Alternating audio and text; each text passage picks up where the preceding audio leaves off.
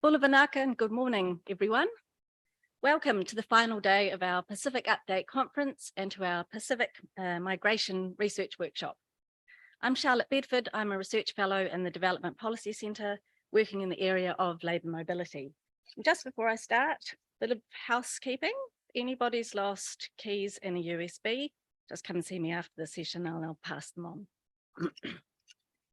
This is our fourth year of dedicating an entire day of the Pacific Update Conference to labour mobility in recognition of the increasing importance of this form of temporary migration within the region and the extensive research that's now being undertaken in this area.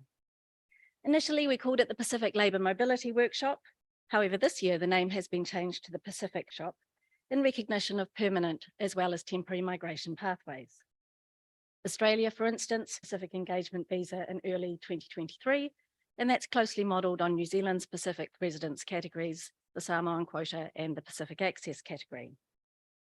We've got a full program today with panel sessions covering economic dimensions of temporary labour migration, Australia's PALM scheme, the Pacific Engagement Visa, and we conclude the day with a session on regional issues and approaches to migration. But before we commence the panel sessions, we have two keynote addresses to open today's workshop. The first is by Dr. Michael Clemens, who is a Senior Fellow at the Centre for Global Development, based in Washington, DC. The Centre has recently released a very page policy paper on climate change and migration. The report reviews issues faced in the governance of climate-affected migration at the internal, regional, and international levels, and proposes actions and responses for policymakers and development practitioners from the report. This will help set the scene for the rest of the day, which focuses on regional perspectives and issues. And our second speaker, Lasio Langi Emeritus Professor Malama Malaysia from the National University of Samoa, will follow with his presentation on some of the government's current concerns around engagement, some of the Samoan government's current concerns around engagement in the Australian and New Zealand labour mobility schemes. So I'll introduce each of our keynote speakers ahead of their presentations. They'll then have around 20 minutes to address the conference, and we'll hopefully have time for a few questions at the end of each presentation. So to begin, I'd like to introduce Dr. Michael Clemens, who leads the Migration and Development Initiative in the Centre for Global Development. His research focuses on the effects of international migration on people, rigorous impact evaluation for aid projects. He also serves as the Centre's research manager, directing the Centre's engagement with the academic research community. Dr. Clemens joined the Centre after completing his PhD in economics at Harvard, where his fields were economic development and public finance, and he wrote his dissertation in economic history. He has served as an affiliated associate professor of public policy at Georgetown University, a visiting scholar at New York University, and as a consultant for the World Bank, Bain & Co., the Environmental Defence Fund, and the United Nations Development Programme. In 2013, one of his articles received the Royal Economic Society Prize. Dr. Clemens is joining us this morning from Washington, DC, and we're very grateful to him for taking time out in his evening to address the conference. I'll now invite Dr. Clemens to give his presentation. Thanks. Thank you so much. Can you hear me okay? I can't see anybody giving me a thumbs up. So I will, yes, now I can. Thank you so much. I'm going to share my screen.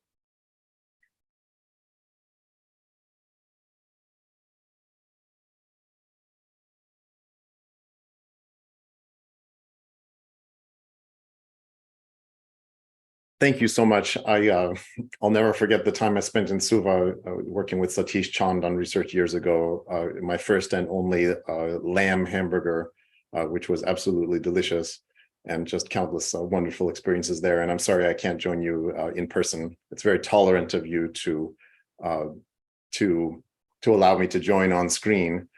And when I was very kindly invited to summarize a report that is 508 pages long on screen, I was keenly aware of how horrifying an experience it would typically be to hear somebody summarize a 500-page report on screen.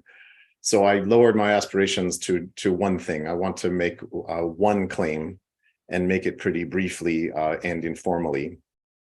I'm not going to talk about climate change and human mobility in general. That is the lion's share of which most analysts expect to be internal movement, domestic displacement within countries. I'm going to focus just on international mobility, and I'm going to try to convince you of one claim about climate change and international mobility that I would love to discuss with you if time allows now. So, excuse yes. me, Michael, sorry. I'm not sure if we're seeing the right slides at the moment. Would you like to try share your screen again? If you can stop and then share your screen again. All right. How about if I try sharing the desktop entirely? Yes, yeah, that's the right. Great. Thank you so much. How about that? Yes. Oh, this is thank you so great. much. I appreciate that. And I do want to mention now that Sam Huckstep's name is on the screen, that Sam Huckstep of the Center for Global Development is the principal author of this report. What you're going to get from me is a very personal take on one aspect of the relationship between climate change and international mobility that I think is particularly salient to the Pacific, and that if we grasp it, we will make much more progress than if we don't. So here's the claim spelled out in 6 points. First of all, it's very clear that climate change is going to provoke additional international mobility to some substantial degree. No one, I claim, can say how much. And I don't mean to insult any researcher who has devoted enormous time and brain power to this issue. I think it is an extraordinarily and inherently, ineluctably difficult issue to quantitatively forecast, even in individual corridors, how much climate migration is going to take place. And it's even worse than that. My even stronger claim to you is that even as climate migration is occurring in front of us, it is very difficult to measure. That is, it's one thing to say, well, it's difficult to forecast the demand for iPhones in the world 5 years from now, but at least as we observed iPhones being sold, we could count those. Climate-affected migration is something much more difficult than that. A person standing in front of us, even a single person, we would face what I claim is a nearly insurmountable challenge, classifying even one person at a time migrating directly in front of us as a climate migrant or not as a climate migrant. And my next step from there is not to throw up my hands and say, well, who knows what policy recommendations we should make given the difficulty of this problem. In fact, I think that the difficulty of measuring and identifying climate migration has a very strong policy implication. And that is that given that it's going to occur, that it's going to occur in substantial numbers, the only hope we have for systematic, transparent regulation of that phenomenon lies within 2 broad policy areas, that of labor pathways and that of regional free movement zones, both of which have to be built. That is, this is not so much a question of opening doors, but building doors with wood and hammer and nails, actively constructing these things. And in the case of labor pathways, particularly rebuilding what has been built, but for entirely different purposes in order to take on this essential new mandate for this century. So just a word about how difficult it is to measure climate migration, or what we prefer to call climate affected migration. There are a lot of estimates out there. Some of them combine domestic displacement with international displacement. Some of them are specific to either domestic or international displacement. But no matter how you review the literature, you can come up with estimates that vary over 1 or 2 orders of magnitude. And this, again, is not a dig at the competence or the vision of any researcher who has addressed this question. It is the answers that you get about the magnitude of predicted migration, even in single corridors, depend on nonlinearities that are very difficult to model mathematically. They depend upon unknown unknowns. They are highly contingent. That is, the people moving between any pairs of countries can be highly contingent on the policies of third countries regulating that movement. A well-known example of that is the number of Polish people who unexpectedly moved to the UK. Forecasts had counted on many other European countries opening to a similar degree to Polish migrants as the UK did, when in 2004 they did not. Movement of Poles to the UK greatly exceeded expectations, but not particularly because of any policy of Great Britain or Poland in isolation. All of those factors together mean that highly competent people doing highly rigorous modeling can come up with enormously different predictions. But as I alluded to before, the problem of measuring or even identifying climate migration in the future, or as it's happening today right in front of us, is fundamentally more difficult than that. It's illustrated in this survey data from Ficarelli et al. These are 6,000 respondents, people who are currently actively migrating in 6 different African countries, divided up in the different colors of this graph between 3 Central African and 3 West African countries, or excuse me, 2 Central African and 4 West African countries. Simply asking, well, what is the primary reason you're moving? Way down there at the bottom, you can see anybody mentioning anything related to the environment. But in the economic motivations or family motivations or security motivations or even rights and freedom motivations, you can see drivers of migration that can certainly be shaped by slow onset and rapid onset climate events.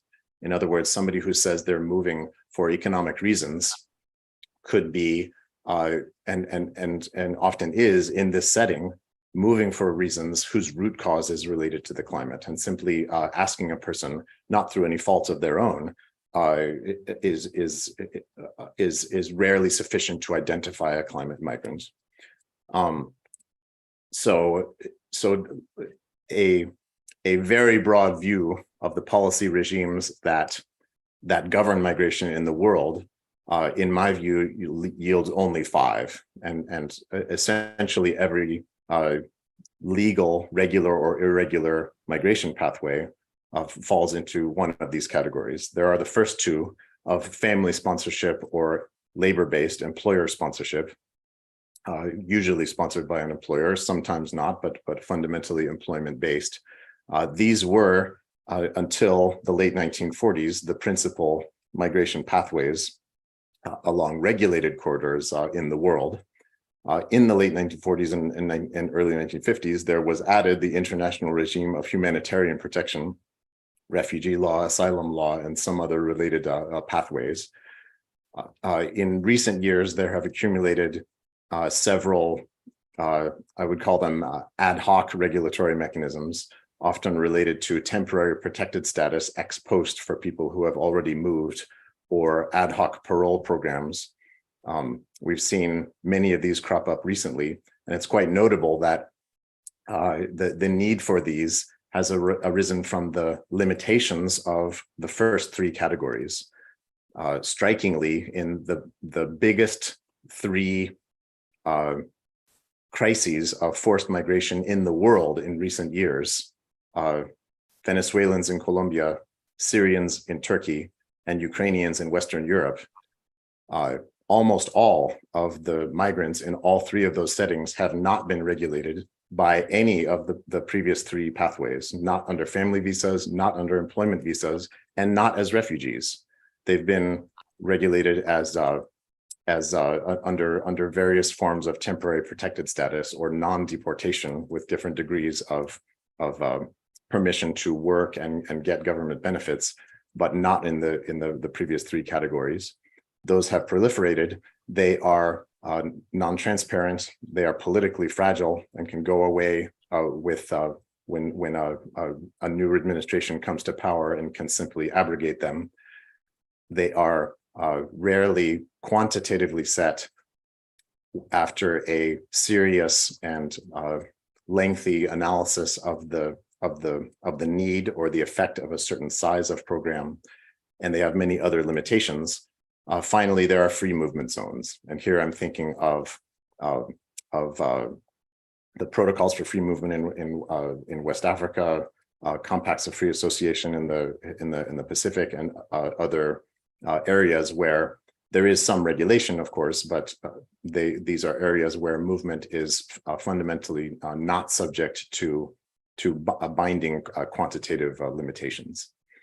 Now, if we are thinking about regulating climate-affected migrants, for a long time, there have been proposals to include climate-affected migrants under the humanitarian system in some form, highly controversial ones.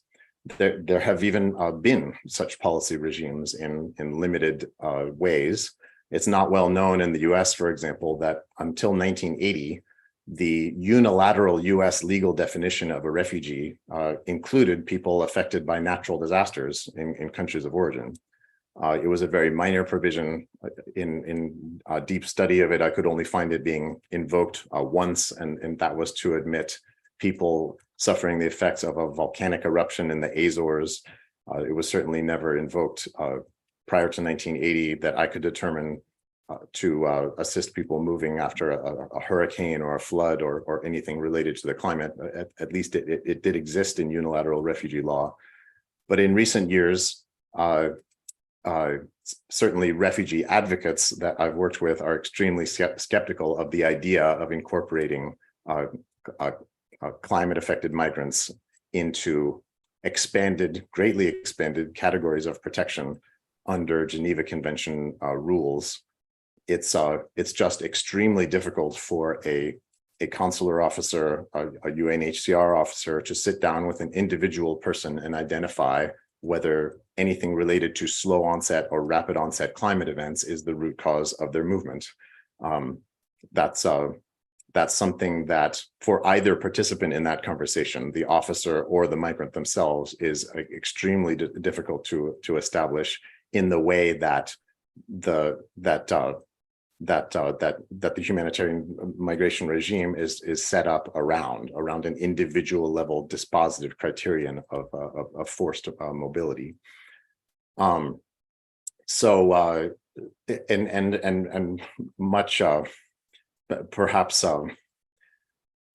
more importantly than that, shoehorning climate migrants into the humanitarian system and the lack of control over the resulting flows that would be perceived among many voters could contribute to eroding the political constituency for the entire humanitarian migration system, which events of the last 7 years, say 8 years, have clearly demonstrated to me is more fragile than I used to think. The Trump administration in the United States succeeded in reducing admissions of resettled refugees by 86%, and almost all of that happened pre-pandemic. That's how fragile the constituency is in the U.S. and of course in Europe and in Australia and elsewhere. There have been great controversies about the humanitarian system as it stands. If we were to greatly expand its mandate to cover climate migration, that carries political risks as well. And this is something we could debate, but you see me taking a very strong stance on that. If we admit that family sponsorship is unlikely to be a major channel of regulation for climate-affected migration, if you accept my premise that including climate affected migration as a new and greatly expanded category alongside group-based persecution based on a well-defined social group in the humanitarian system is a difficult thing descriptively and possibly not a desirable thing normatively. If you share my suspicion of ad hoc mechanisms, such as blanket parole authority in the US, which could conceivably cover a certain number of climate affected migrants in a certain setting, but could also evaporate in a moment if a new president were to come to power who simply doesn't like the idea. The discretion to create such movement under parole authority in the US comes with the total discretion to eliminate it at will as the regimes to which we should look if we're thinking about ways to systematically and transparently regulate climate migration in the future, labor-based pathways and free movement zones. And the argument that I've presented to you now is the reason why we focus the policy recommendations of a report on those two areas. Problem, big problem, certainly labor-based pathways need to be rebuilt if they are to fill this new mandate. I don't minimize the difficulty of doing that. I put forward this lengthy argument to you now because I honestly don't believe there's an alternative to doing that difficult work of rebuilding labor pathways to accommodate this specific mandate. And there are many ways that would need to be done. The first, and perhaps the most important, is that legal and institutional mechanisms for making labor pathways more regionally focused are essential around the world. They're not right now in many important destination countries. And I've put on the screen, if I had to summarize the main reason why they're not in three words. The White Australia policy, the US had its own version of this until 1965. Canada had its own version of this. Other destination countries had various versions of similar policies. The dismantling of explicitly racist immigration barriers around the world was the driving force behind the regional neutrality of lots of immigration policy. In the US, people from Honduras are on the same footing as people from Nepal when it comes to their access to almost all of the visas to the United States. And that was built in explicitly into the 1965 Act that dismantled the American version of the White Australia policy in order to dismantle that regime. And it accomplished that goal of acting strongly against a historical wrong. However, there are many, many reasons why Honduras should have a different footing when it comes to US migration policy than Nepal. And those will be particularly acute under climate affected migration. Climate affected migration for similar reasons to the reasons that that climate affected migration will be primarily domestic displacement worldwide.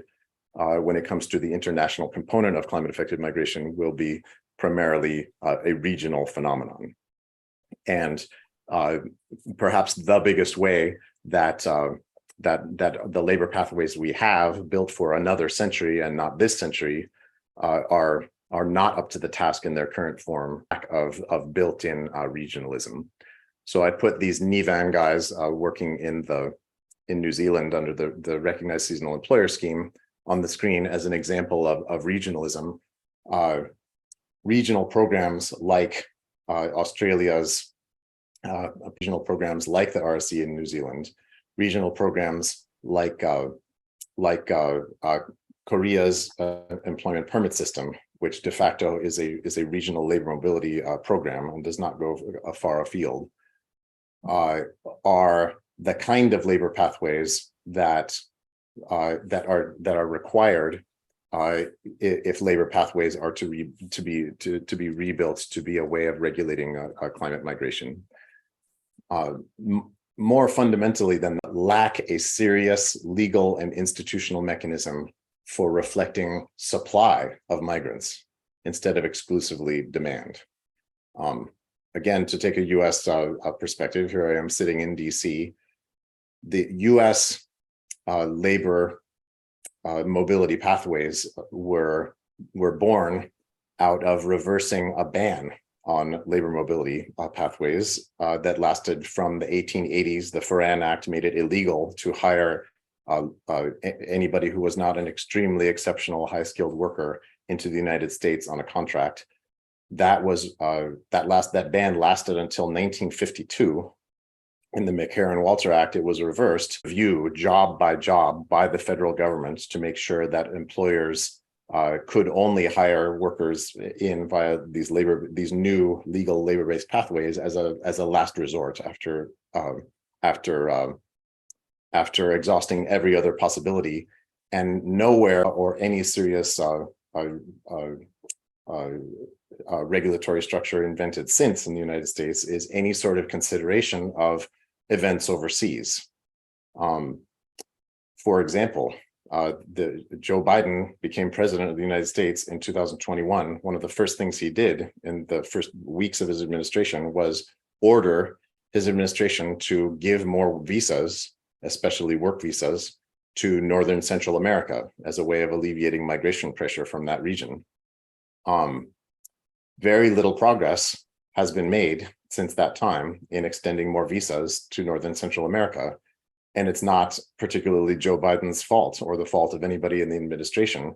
The entire US regulatory apparatus for immigration and particularly labor pathways is set up in order as a way of satisfying exceptional employer demand in the United States. It is not set up in any way to use migration as a tool of foreign policy, as a tool of security policy, or to come to our point, as a tool of climate policy, because it doesn't give the executive branch of the government any power at all to extend a certain number of visas of any particular kind to any particular region in the world that it considers particularly needy of those visas, such as for climate reasons.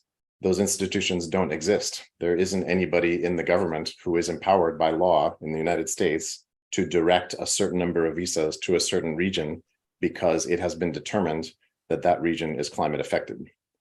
So that's a major, major flaw in current labor mobility pathways if they are to be used for this purpose. Labor mobility regulation has usually been around the world unilateral, and what we need is bilateral and multilateral regulation. Why? Because the minute that you mention labor mobility pathways, especially temporary and seasonal labor mobility pathways, to people in the refugee community, to people in the worldwide labor movement, they are suspicious, and they're rightly suspicious, because current labor mobility pathways are rife with problems. Speaking again for the United States, the lawful labor mobility pathways that we have for less skilled workers are rife with abuse. Frequently in those pathways, the illegal fees are charged, shady recruitment practices occur, workers' rights are not able to be defended by them. This is a structural problem. Workers are not able to move between employers almost ever, meaning that they are not empowered as advocates of their own rights in the workplace. And in particular, if a violation of US law happens outside of the US, such as in the origin country, workers are recruited in a way that's illegal, workers are charged fees that are illegal. Because the US administers its labor mobility pathways unilaterally, there isn't any way to regulate that behavior. If the origin country government is not directly involved in regulating migration along that corridor, there's not much that the US can do short of invasion to enforce US law outside of US soil in the absence of bilateral cooperation. And that's essential to labor mobility pathways being used as a tool of complementary protection for climate affected migrants. Why? Because of the political constraint that I referred to earlier. The justified suspicion of these pathways among many of the people that would need to make them happen needs to be addressed, and it can only be addressed if the regulation of these pathways occurs in bilateral and multilateral settings, such as Korea does, exclusively through bilateral agreements. Is the employment permit system regulated, and that is the way of the future, and something that more major destination countries such as the US need to work on. Nationalization of these pathways in some settings at some times and not in others might be quite important. The recognized seasonal employer scheme started out in the Pacific with the origin country governments as the recruiters. Later, it was handed off that is, it started out nationalized on the origin country side. Later, it was handed off to private sector recruiters when it was determined that that could function well. In Jamaica, labor mobility pathways are nationalized for ag workers and not for non-ag workers, because it was determined that under by Jamaica that under a private sector recruiting regime for ag workers, too many abuses were happening, and those they had sufficient mechanisms in place to reduce those abuses outside of farm work. So the government is the recruiter for ag workers from Jamaica. Private recruiters regulated by the Ministry of Labor are the recruiters for non-ag workers. And this kind of institutional innovation is necessary, in my view, to making labor pathways expand and become more flexible in the way that they will have to do if they are to play an important role in complementary protection for climate affected migrants. Flexibility for workers is absolutely essential. Workers on seasonal labor contracts in the US de facto can't quit. Quitting means you have to go home. There are minor exceptions to that, but that is generally the rule. Temporary workers in Korea can quit. They can quit twice, to be exact. If there's something going wrong with an employer, if workers are being cheated out of wages, if working conditions are unsafe, if anything else problematic is going on, workers can leave, go back into the pool of workers, be reassigned to a different employer, and they can do that one more time if the second one doesn't work out either. That is a model that is again essential if these pathways are to expand politically sustainably.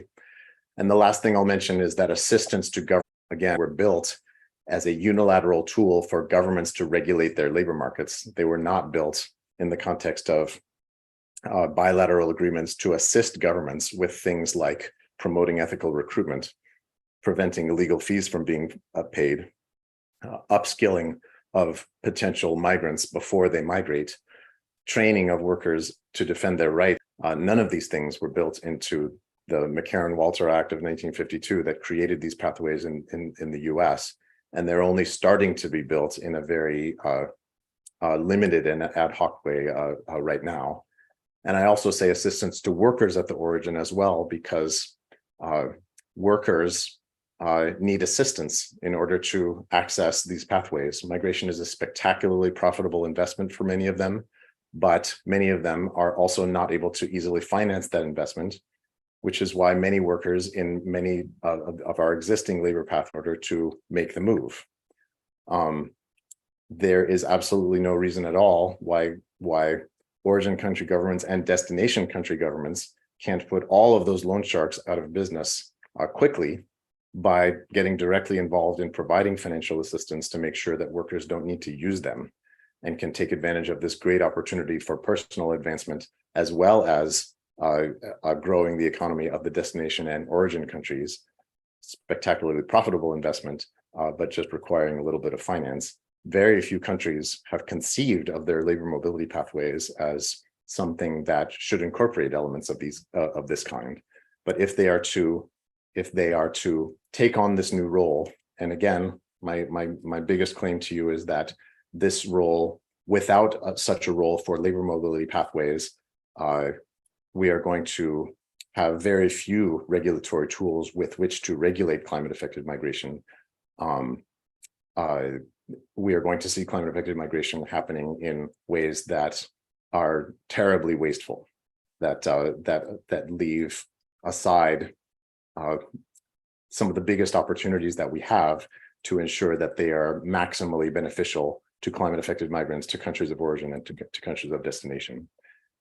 In my last couple of minutes, I'll just mention the other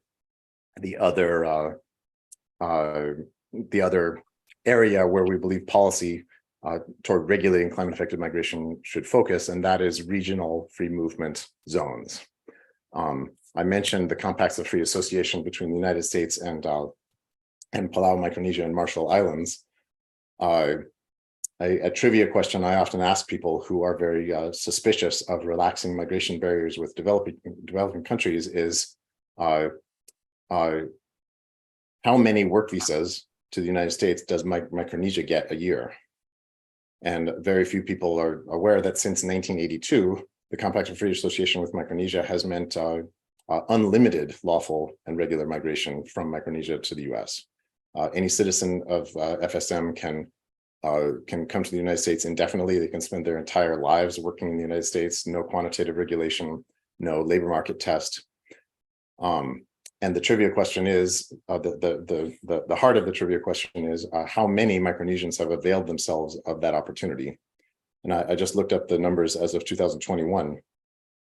The answer is 19% of Micronesians who either live in Micronesia or in the United States, these are Micronesia born, live in the United States. So it's certainly not the case that an essentially open border between for labor between Micronesia and the United States has led to Micronesia emptying out. This is in the presence of a vast gap in economic opportunity. The GDP per capita at purchasing power parity of the United States is around $70,000 right now, and it's less than $4,000 in FSM. So I mentioned this just to point out that even in free movement zones between quite low income regions of the world and quite high income regions of the world, we don't see vast and sudden movements of people that might be feared or claimed to be feared by many public commentators. That said, the principal role for regional free movement zones in regulating climate-affected migration are going to be regional free movement zones within areas of the developing world, and this is a subject that received an important degree of attention in the EU Emergency Trust Fund for Africa that was cobbled together after the 2015 surge in migration to Europe. A lot of those 3 billion euros was spent assisting countries of Africa in building the policy and institutional tools necessary to have free movement zones that work, that are politically sustainable, that are maximally beneficial, that provide people with real opportunities for resilience to climatic events, slow onset and fast onset, as well as other events.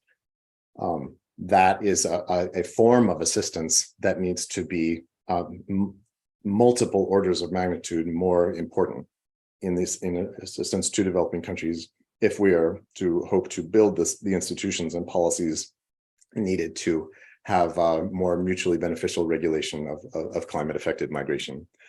I want to stop there, and I don't know if this electronic format would allow us to have much of an interaction, but I want to leave my core claim with you and discuss it with you and hear your objections to it and hopefully give you some food for thought.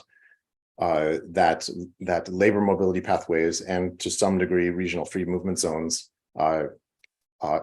must be descriptively and should be normatively our focus if we are considering where policy innovation needs to happen to regulate climate affected migration, and especially where foreign assistance needs to happen in order to build capacity to regulate climate affected migration. If you think that I'm right in a region that you know about, I'd love to learn from you. If you think I'm wrong, I would love even more to hear from you. And with that, I'll turn it to you. Thank you so much.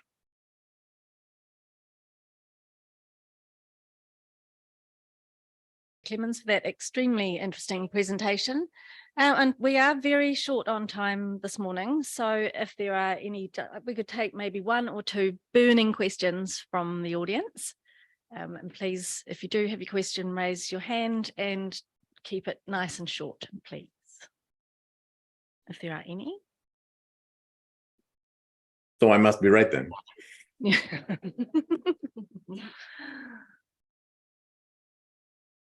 Hi, James Webb from ADB. I guess the FSM example that you gave of about 19% of the population of Micronesians living in the US, Micronesian born in FSM. Have you looked at some of the Compact of Free Association states with New Zealand? Because the ratios are much higher. Now, whether that's just an artifact of Polynesians being far more open to migration generally, whether they be in Samoa, Tonga, Niue or the Cook Islands, or some other reason, I'm not sure. But in terms of the openness, you're looking at ratios of about 80,000 Cook Islanders living in Australia and New Zealand versus 15 within the Cooks. And for Niue, it's even more stark. You've only got 1,200 Niueans on island versus somewhere in the vicinity of 30,000 living in New Zealand. I wonder if these counterexamples serve as sort of a point of hesitancy for countries like Australia, considering, regional free movement in the Western Pacific countries, which are much larger and would have much larger flows of migration towards, say, Australia and New Zealand. Thank you. Can I just say a word about that? I didn't mean that data point about FSM to be a forecast that's applicable to any and every country. Niue is vastly different from Micronesia, which is vastly larger. Niue has, I should say, Micronesia has comparatively far more opportunities for anyone doing any kind of economic activity to do that at home, simply because it's so much larger. So the fact that rates of departure could be quite large for places that are small, but are proportionately smaller for places that are large, should be somewhat reassuring to us. And that is also the case among the three compacts of free association with the US.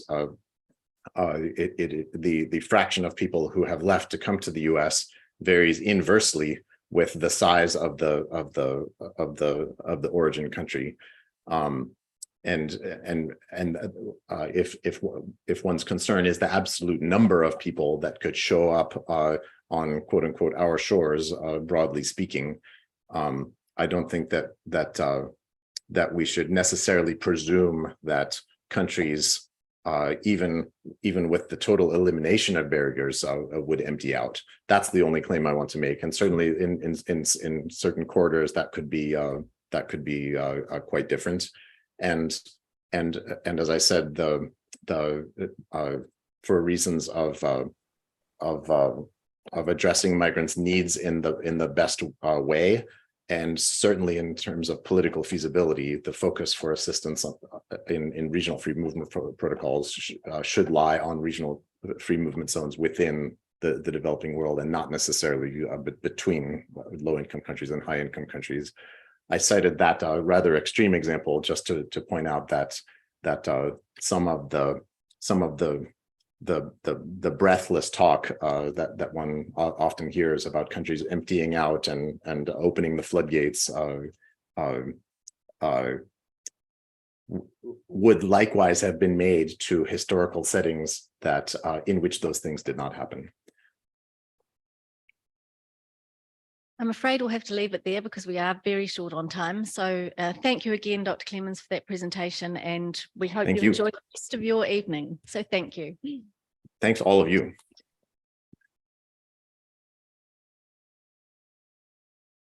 And we'll now turn to our second keynote address for the morning, and I'm privileged to introduce our next speaker. Langi Emeritus Professor Malama Malaysia is currently an adjunct professor of Samoan Studies at the National University of Samoa. He holds a PhD in history from Macquarie University. He is the author of several books on Samoa, including The Making of Modern Samoa and Laganga, A Short History of Western Samoa. He was the founding director of the Macmillan Brown Centre for Pacific Studies at Canterbury University and was the director of the Centre for Pacific Studies at Auckland University. He has also worked as the UNESCO Regional Advisor for Social and Human Sciences for Asia and the Pacific, based in Bangkok, been a UNESCO representative in Afghanistan and Bangladesh, and a judge of the Samoan Land and Titles Court. I now invite Langi Emeritus Professor Malaysia to give his presentation.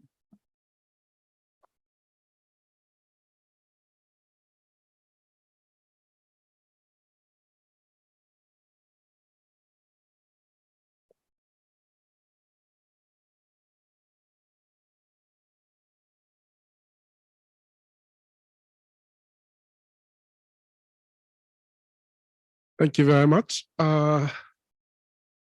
Appreciate the invitation to be here with you today and speak on some aspects of this very broad topic, focusing specifically on Samoa. In that particular context, I welcome the presentation that was made just before me, that regional survey of some of the issues concerning this. A few things that I would mention with regard to Samoa will also fit into some of the areas which, was mentioned by our previous speaker.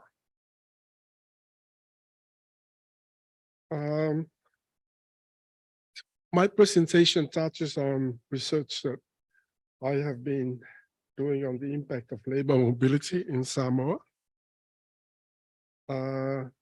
since about 2020.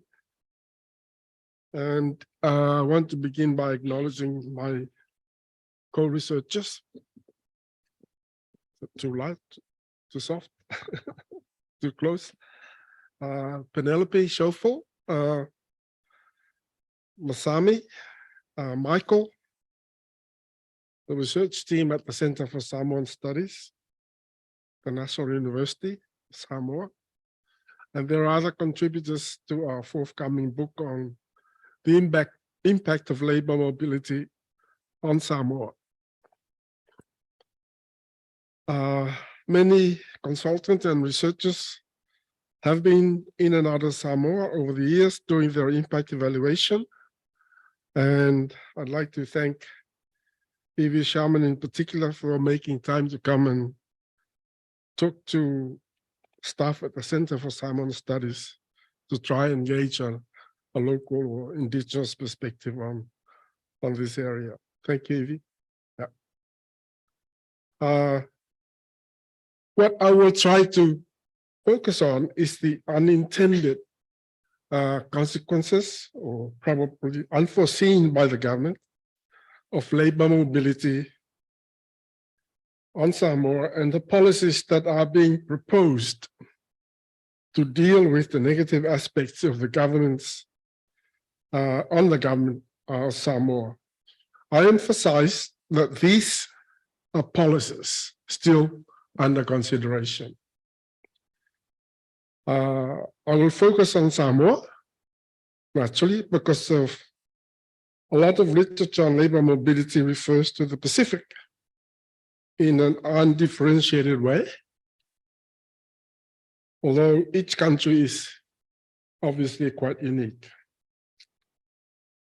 Before I go on any further, I'd like to take this opportunity, if I may, to remember Professor Bridge Lau, who is probably one of the most prolific contributor to labor mobility in the Pacific.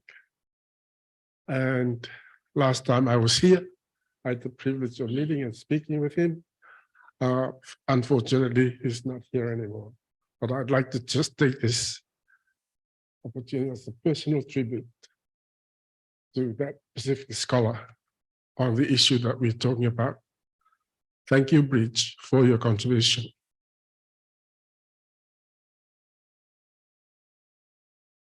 Since 2007, Samoans have become aware that those returning from seasonal work often have the means to build modern houses, buy cars and furniture, and home appliances, stoves and so on, and give large donations to their churches. Having money from these things raised the social and economic status of their families in our very hierarchical and status-conscious society. Evidence of the desperation to earn money from seasonal work was demonstrated in 2021 when thousands of anxious Samoan men and women tried to crowd into a church hall where registration was being held, accidentally breaking down its windows and doors. The dilemma of our labor mobility was expressed at a welcome home event for seasonal workers in Samoa last year, when our Prime Minister, Fiame Naomi, told the assembled young men and women and their families, "I want Samoa to be a place where our people want to live." If you will excuse my cliche, the government can be said to be between a rock and a hard place. In other words, Samoa wants prosperity without losing its most capable people, but at the same time, it wants prosperity that cannot be afforded by working in Samoa. Or as the Samoan proverbial expressions put it, we want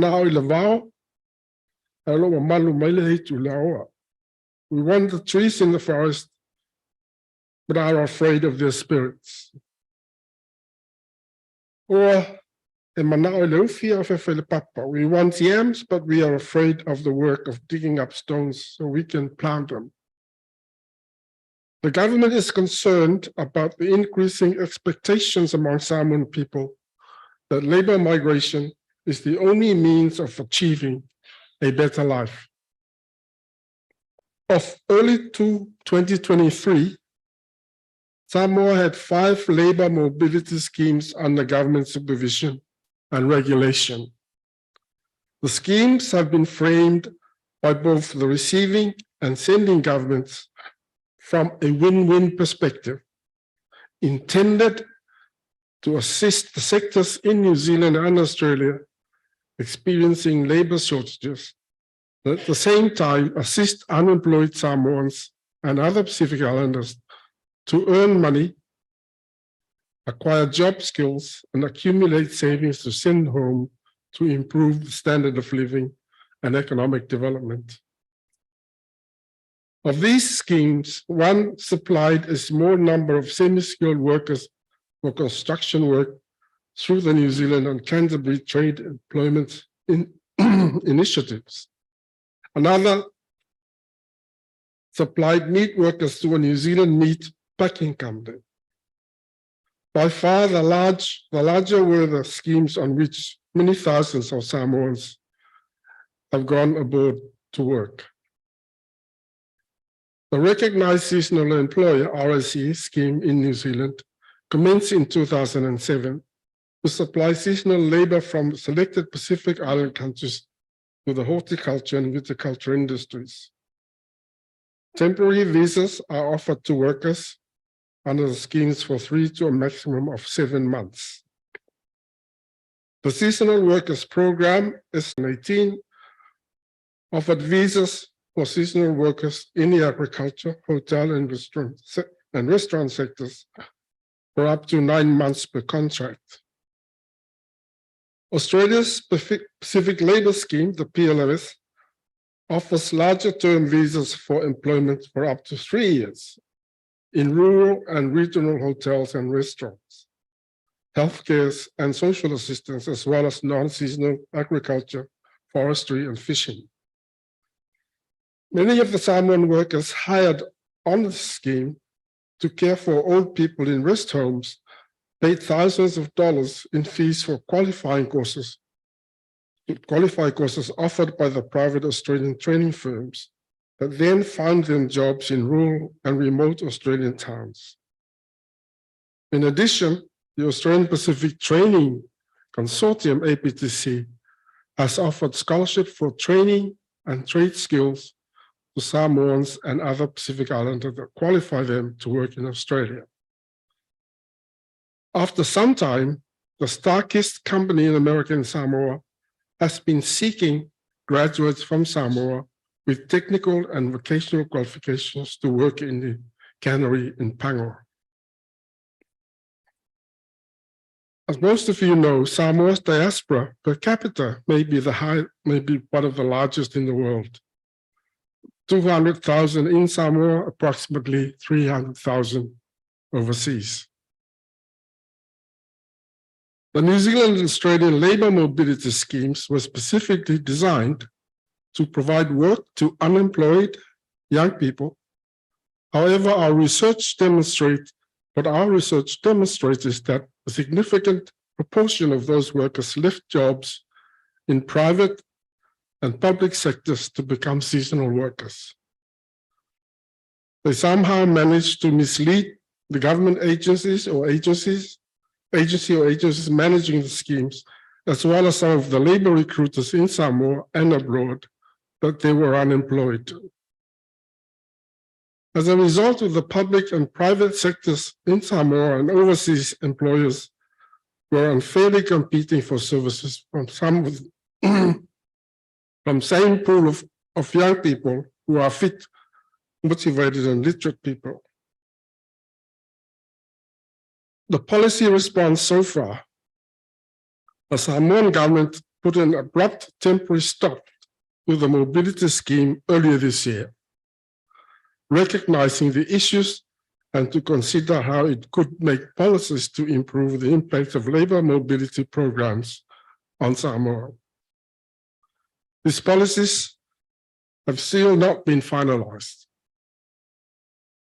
One of the first policy considerations have been in response to representations to government by private sector employers about losing employers that they had trained on the job. The government is also concerned about the loss to seasonal work of junior, skilled and educated government workers, including police, nurses, teachers, and clerical staff.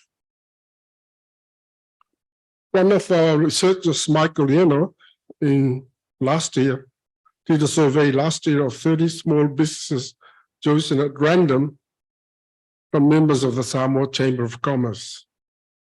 He found that all of them reported loss of middle and lower level employees that they have trained, and that many of the workers they have lost were skilled technicians. Evidently, the former employees were prepared to live in restricted conditions, far from home, doing mostly heavy unskilled work because the pay, even after hefty deductions, was far from more than they could earn in Samoa. In effect,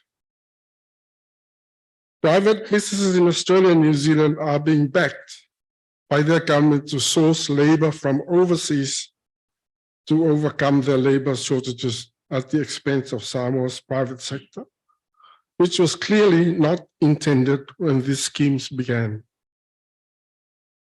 The private sector in Samoa has been hit hard, losing their investment in training workers and facing similar labor shortages to that of employers in rural New Zealand and Australia, in circumstances where they can't compete on wages.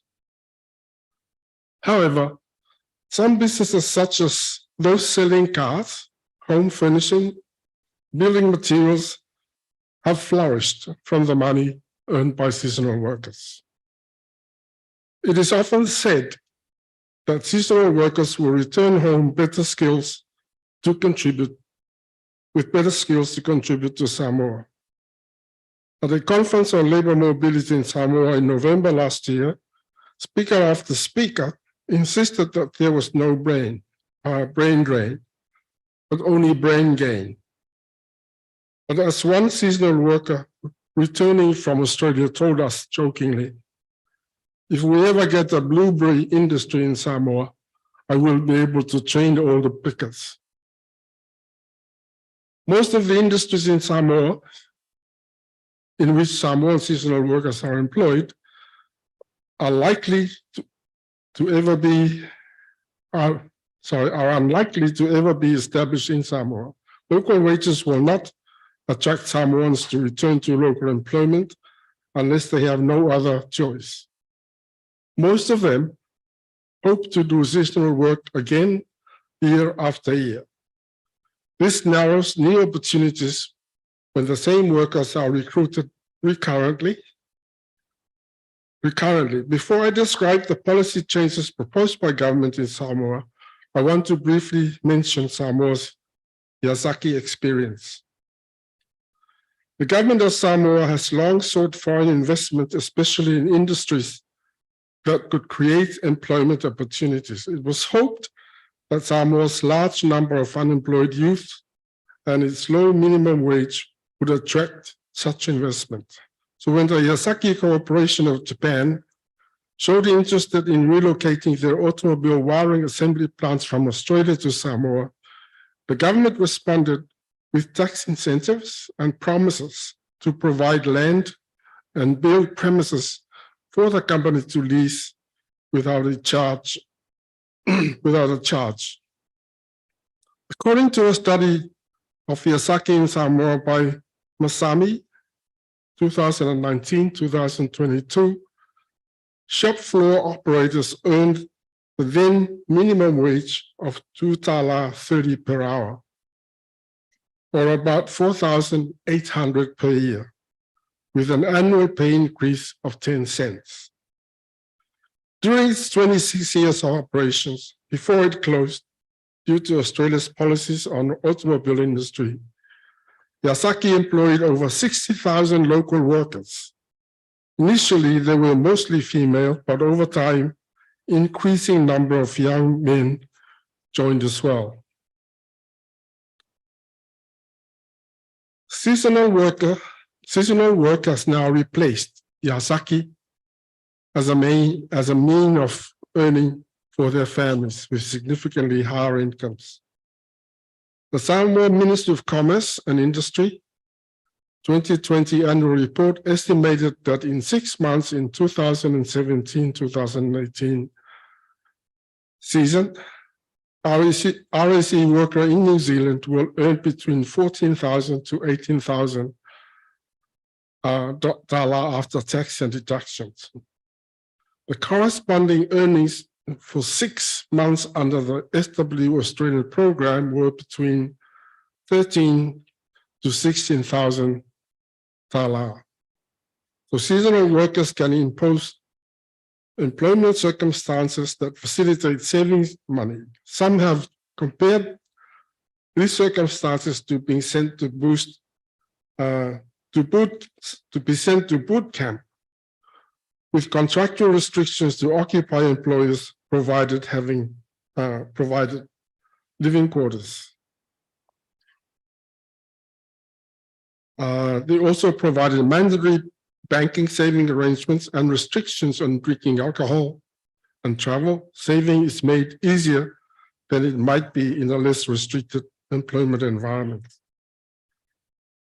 Proposal for policy change. The government is well aware that there have been some abuses of Samoan and other Pacific Island workers by overseas employers and local contractors, despite the general satisfaction of returning workers with their experiences.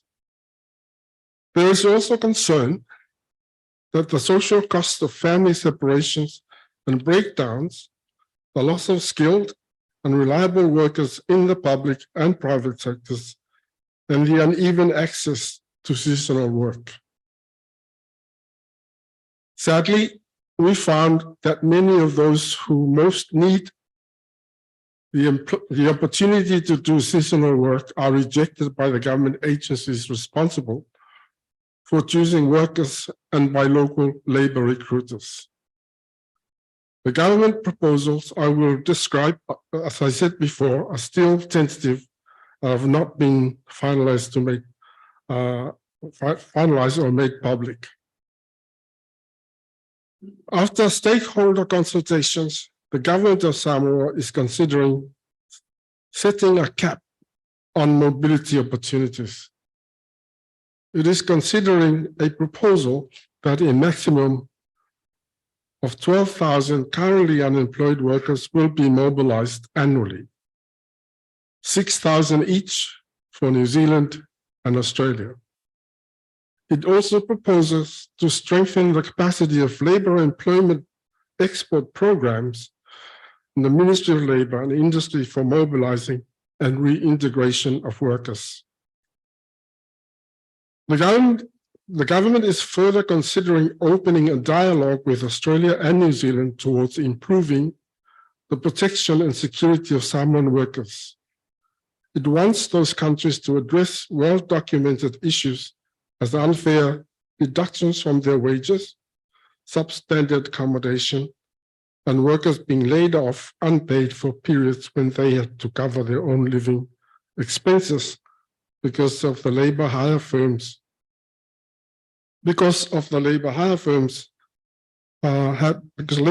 have not found work for them.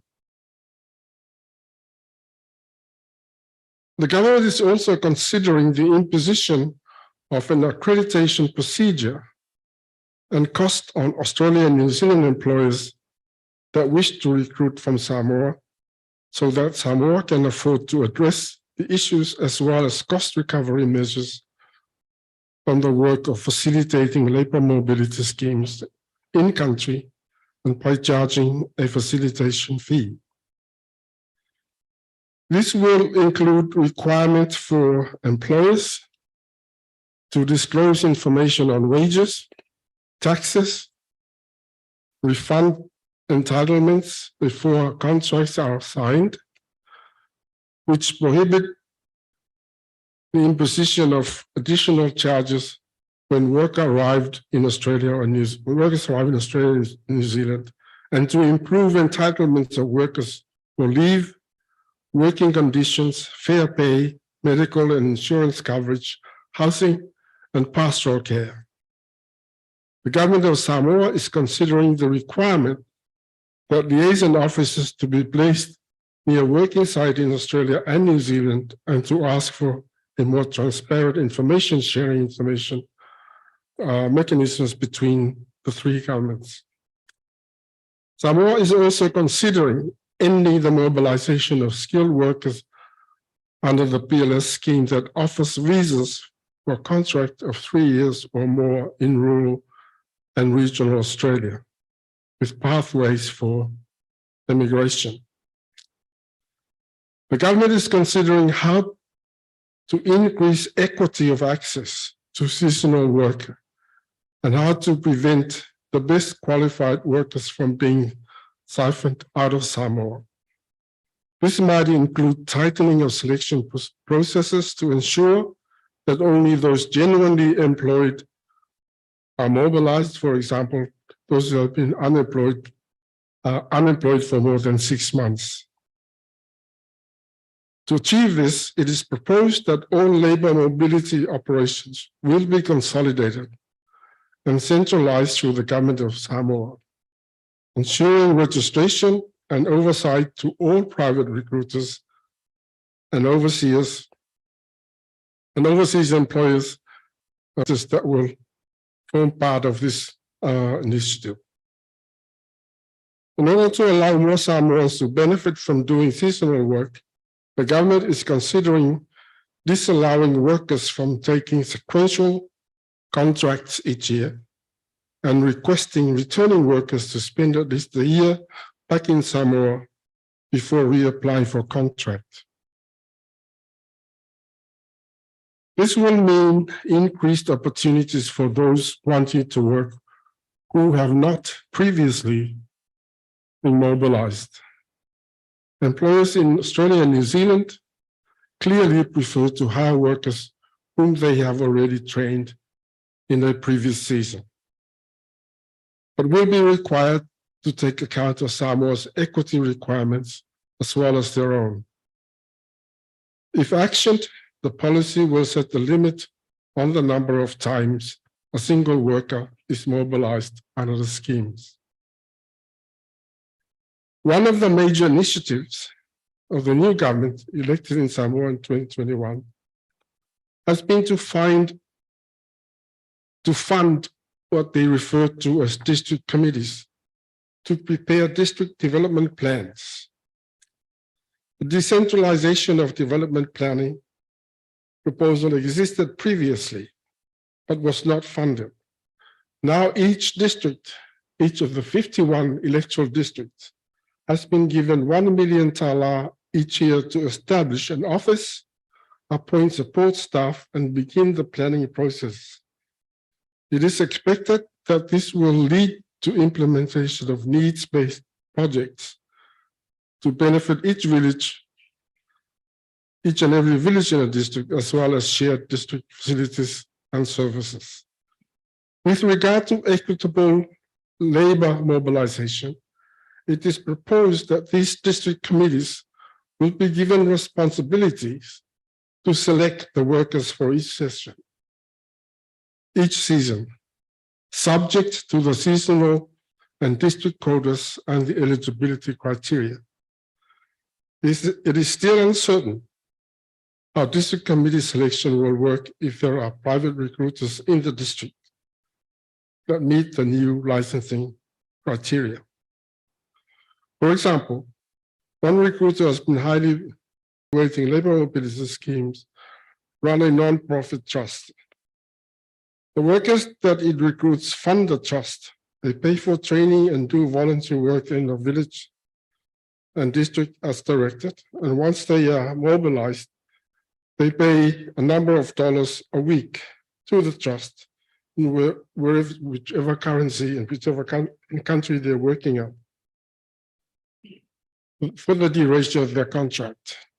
The income funds the salaries and operational costs of the trust, which has a single Samoan trustee, the businessman who operates it. What will happen if the government requires this recruiter to hand over the job to the district committee? That remains to be seen. There are several other potential risks in the government's proposed policy changes. First, the district committees are in innovation, which are only slowly becoming effective. Most of them are chaired by the local member of parliament and comprise a representative nominated by each village council in the district. Many are taking time to perceive the advantages of having district planning in their own hands instead of in the hands of the public servants and aid donors. Furthermore, in electoral districts where the local member belongs to an opposition political party, there are perverse incentives to undermine the committees and make the government look bad when developments do not eventuate. Another issue is the demographic quotas. According to the 2016 population census, 35% of youth aged between 18 and 35 reported domestic duties as their main activities. 53% of them are female in Samoa.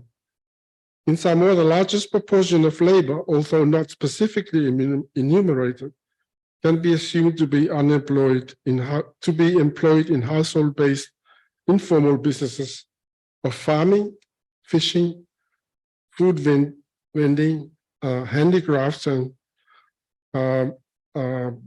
produce marketing. In the formal economy, according to 2021 census, 41,000 people said they were unemployed. The remainder was self-employed or working for their family. In urban areas, formal employment rates are only slightly lower than in rural areas in this age groups. Labor mobility schemes are based on the assumption that the unemployed are mainly those with basic levels of education. However, 2020 data from the Samoa Qualifications Authority suggests unemployment is also a problem for young people who have graduated with post-school qualifications, with only 52% of graduates finding employment within 6 months of their graduation. This suggests the government needs to attend to the mismatch between higher education and training outcomes and the local labor market. It may also reflect very low pass school certificate examinations in English and maths. Most Samoan children complete 8 years of primary education, and a high proportion continue to years 9 to 13. Both school education and training institutions had about 5,000 students enrolled in both sexes, but only 873 of them were enrolled in technical and vocational institution courses. Of those 5,000 students, the largest number, almost a quarter, were enrolled in fields of study classified as society and culture. While there may be proportionately more eligible unemployed young people in the rural districts, they may lack cash income, but they do not have the means of a subsistence livelihood available to them. But they do have the means of subsistence livelihood available to them by planting and fishing and small-scale trading.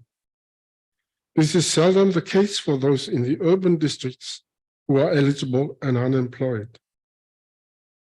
However, the urban districts may be given smaller quotas for worker selection, assuming there are many jobs available to urban areas. Unemployment for urban youth can mean poverty that is not just relative as in rural areas, but poverty that involves serious hardship with no means adequately. These are the people whose children who work in the sun and rain to sell small cheap items such as cotton, buds, and cardboard, air fresheners, and hairpins, and so on. Or homemade goods such as towel chips, lava-lavas, and fans. The time allocated for my presentation has allowed me to describe the main features of Samoa's economy. So to conclude, I want to reflect on the political problem the government may face and where it puts all of these policies in place. At present, the cost of living in Samoa is extremely high, and all except those on the highest pay scales are experiencing hardship. We are strongly impacted by the location and supply chain disruption that resulted from COVID-19. Most of what we need day to day in Samoa is important, and our few food crops are mostly grown for subsistence or for export. I don't think I can I don't think I exaggerate to say that nearly everyone in the eligible age range for seasonal work would like to go and earn higher wages to help their families. Now, over 20 years of one-party rule, we have two strong, mutually antagonistic parties, both of them highly populist in their approaches to politics.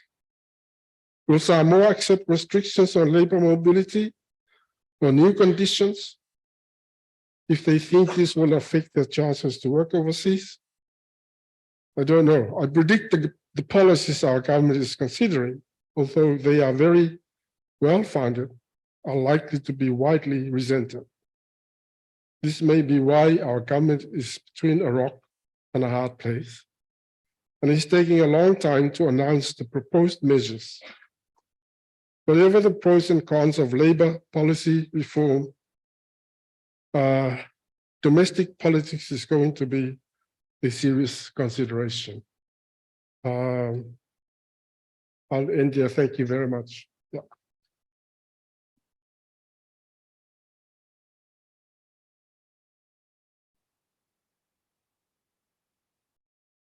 Thank you very much, Malama, for your presentation. It's really interesting to hear what's being proposed by the government. We've been waiting quite some time to hear what's coming out of the review, so thank you for sharing that.